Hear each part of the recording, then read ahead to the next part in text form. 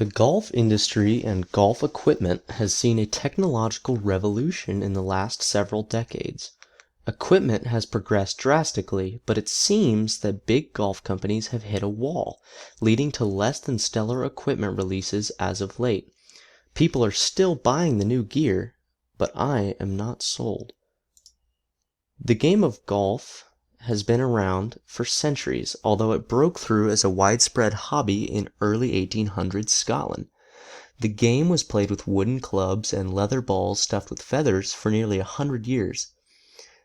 At the beginning of the 1900s, people began experimenting with new technology to improve the accuracy and trajectory of their golf ball. A real game changer came when golf manufacturers turned to metal clubs and composite golf balls.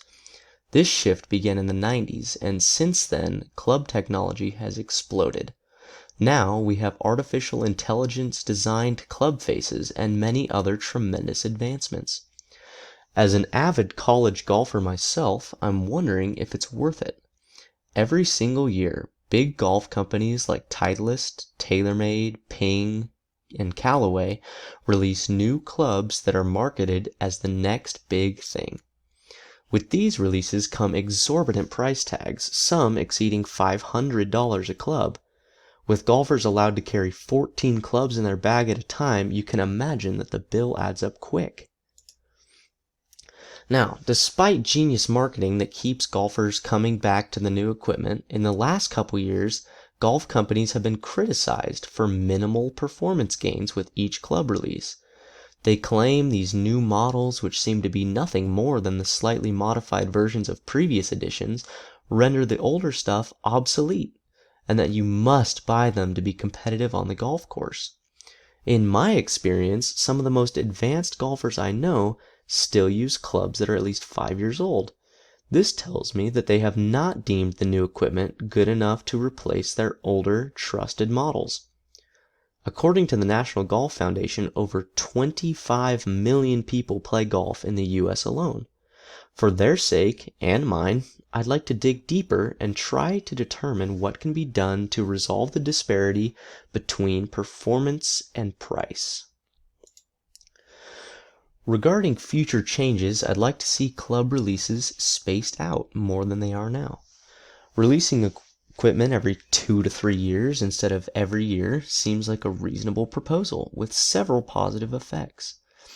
Less frequent releases would create more demand and interest in new equipment because golfers would be eager to see a club that doesn't feel rushed out of the brainstorming room and has the potential to improve their experience. Research and development departments could use the extra time to bring substantial technology leaps to the table. Sales would peak higher as each player's equipment is legitimately outpaced by the new equipment. Plus, during the time between releases, golfers would be forced to focus on getting better at the game instead of buying new clubs every year in search of the fix, the one club that completely elevates their skill level. One thing I'd be curious to see would be the price effect on these clubs. Would companies jack up the prices to make up for lost time or lower them because they finally got called out for subpar, rushed releases? This topic would be primarily directed towards the millions of golfers around the world, whether it be those curious about industry trends or those who are looking to make a substantial financial commitment to new gear. Secondarily, salesmen and marketers may find this information intriguing, as it could help them gauge public opinion of releases and who they can target in the consumer market. Now, as far as informational needs go, I'll need to analyze objective performance analyses to determine exactly how big the gap is between price tag and performance. These include tests conducted by Golf Digest and Golf Magazine, who are for the consumer and not skewed by the company. I'd also like to look at sales numbers of the largest manufacturers to potentially project the economic impact of a change to the current system.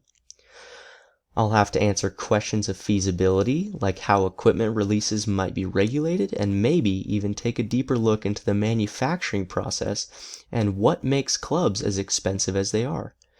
In the end, I hope to provide a complete picture of how making a change will be better for the golf community as a whole.